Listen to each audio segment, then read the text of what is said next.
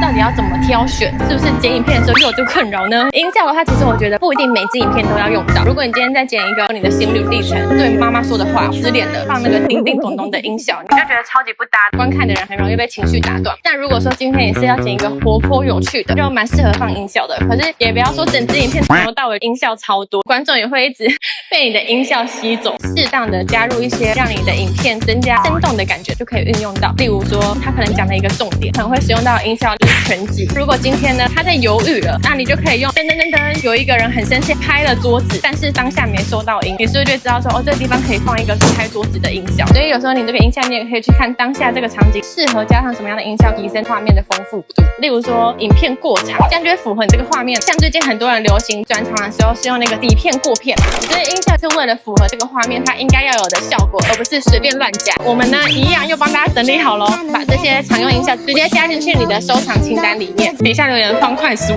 我们就传给你。哪里有方块酥？因为那天去买方块酥，现在脑中突然想到，我不是买给公司吃吗？